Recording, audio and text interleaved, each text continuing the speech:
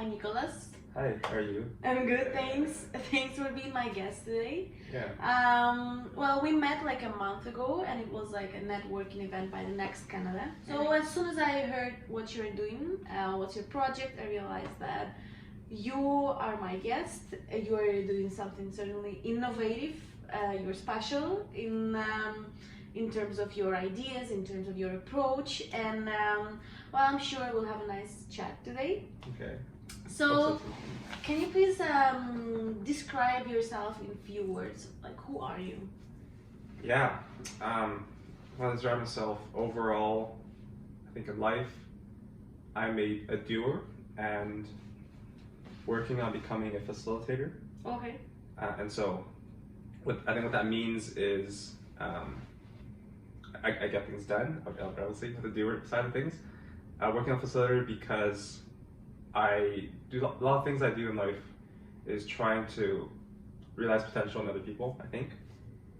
And that's by either mentoring them, teaching them, or just bringing a lot of people together to foster connections. And so hosting events, hosting maybe just parties at my place, inviting a lot of entrepreneurs together, or even outside of that, just making connections on LinkedIn, on Facebook, just to make everything more efficient overall.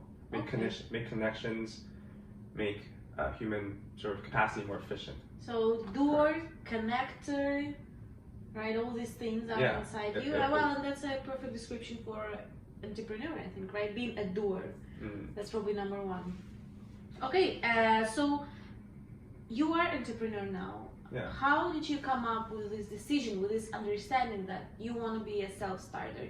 Did you have a corporate experience before and you decided, okay, I want to be my own boss? Or did you initially had this realization of you want to start your own business? I think the first time I stepped in entrepreneurship was in first year when I was 18, when I started And how old are you right now? I am 24. Just 24, okay. That's pretty old, I think. Okay. Actually, okay, don't I'm make just me kidding. feel old. I'm just kidding. I'm just kidding. So 18, started a business in painting. So I was painting people's houses. And so I wasn't doing the painting myself. I was doing all the sales and marketing.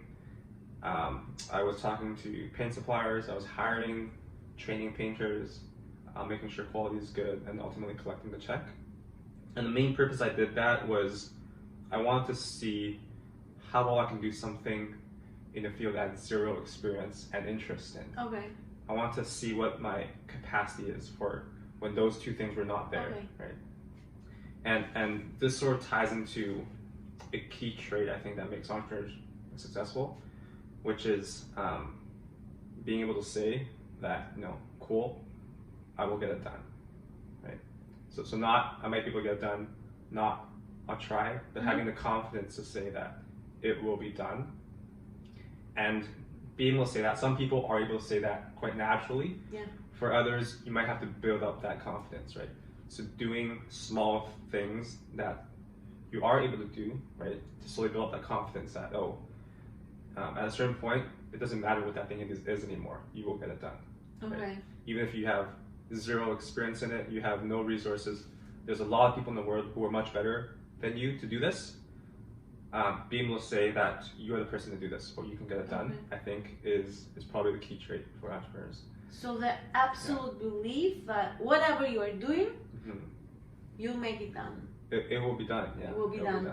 And you mentioned about like checking yourself. So for you, being an entrepreneur means that you keep checking what's your kind of personal capacity, right? Like, that's right. What's your limit? That's right. It's always testing that and trying to increase it. So finding what the limit is important, and then essentially increasing it. So after my painting business, after I figured out, what happens in something I didn't like, I started building credibility in engineering, and then ultimately found myself at Tesla working. That's a huge experience. The man who experienced work in Tesla then decided to start his own business instead of keep growing inside the organization. Yeah, I would say it's rare, but definitely not unique. I'm not the only person who's done that. I can perhaps talk a bit about what I did at these companies. Of course it's unique. So I knew I wanted to get into a company like Tesla, like quite early on. Not only because it's state of the art, mechanical engineering stuff, which is what I was doing, but also had the right mission, had the right team, the right people. Okay, but would you say that while being a part of the corporation, not the founder, but being an employee, you cannot check what is your limit? Because, well, let's say you have a list of responsibilities, right? And you have to stick them. While being an entrepreneur, you don't have any list. Yes, but I think it's up to you to make of that situation. So even at Nestle, at John Deere, where it was extremely corporate, I was still, so for example, John Deere, my office was an hour away. I was still coming in on the weekend, literally the only person at the office to get certain things done, just to see where that limit is in a corporate setting. Okay. Right, and I mean, part of me did it because it was just cool to say that I did it, right? But I did it too many times to like say that every single time. Okay. It just became your habit. And yeah, it almost became a habit. With Nestle as well, I was pulling in crazy hours. But so those two weren't really fostering that type of behavior. Tesla was though. So Tesla was really pushing your limit every single day, both with time and mind capacity and the way you navigate sort of, I guess, a corporate setting to get what you want. Yeah. So would you say that you moved to the entrepreneurial side because you reached or you explored the limit of yourself in the corporate world? So that is one reason why I decided to. So a lot of people after they graduate, they still decide to go back to corporate, maybe for a few years, learn some things, get some money, work with, or get some networks, and then use that time to start finding the next idea before maybe quitting their job and going to entrepreneurship. I didn't take that route because the opportunity cost for me was essentially zero, right? The opportunity cost of quitting a job 3 years down the road when you have free massages every week and free meals from all around the world every single day and free dinner is extremely high. It's very hard to do that and leave, right? Whereas after graduation for me, it was literally zero. Like not literally zero, but very low. So it was quite easy to make that choice. Much luggage kind of to throw, right? Correct. Like the choice was extremely easy for me, right? And the reason is because I knew in my 20s my optimization function, I guess, if you may, in my life is to put myself in places with the greatest learning. Okay. And so startup was definitely that place because I knew from some of the startups I started in university that I was learning way more by doing things like myself than in corporate. Let's talk about your major project right now, which is MedMe Health. So how I understand that it's a digital platform that's provide, let's say, a pharmacy service. Definitely was not the best description, so it would be better if you could tell us with easy words, what is that? And what's the main idea of this? Sure, yeah. And perhaps maybe you can think about your last pharmacy experience or the last time you went to a doctor prescribed you a drug within 5 minutes and they didn't really know. Pay $60 just to get a paper in 5 minutes. That's right. They didn't know what other drugs you take in the past and if it worked or not. They just gave you the best drug they thought it was for you, right? Without really knowing who you were, which all affects how effective that drug is, right? You go to a pharmacy, you give them the drug, you wait, 20 minutes, and then you're given the drug and a small sheet of paper, and you get 2 minutes to talk to the pharmacist, where they tell you, how to take it, how not to take it, and you're expected to do all that at home by yourself, integrating into your life and following all the instructions properly, right? So we feel this system is quite broken, quite outdated, quite disparate. There's no data being tracked anywhere. So the pharmacy doesn't know if you took the drugs. Doctor doesn't really know when you took the drugs and how you felt after that. Maybe you were living with a side effect that you shouldn't be living with, like you're having headaches every single day and you didn't know it's part of the drug, right? And so we're trying to solve that. So MedMe Health is essentially trying to modernize the pharmacy system by making it more data-driven and fostering proactive, preventative, and personalized care. Okay. And so what that means is what we're building is a digital pharmacy care platform.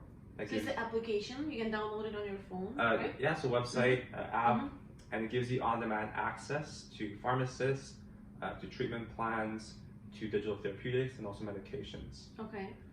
So how it looks like for me as a user, I download the app, then I can describe my symptoms, or I can talk to a pharmacist? Yeah, so correct. So you can hop onto our app. Literally, our homepage looks like the Google search bar, where you type in whatever your health concern is. It could be, you sort of know what's going on, but you just want to confirm, all the way to you have all these pains, you don't know what's going on, you want a human on the other side to tell you what you should do. And then the button is, the send button is essentially a chat now button, where you're immediately sent into a chat with a human pharmacist. Okay. Where you hop on, you answer a few more questions before they hop on a call with you, you hop on a video call, they answer all your questions for you. Okay.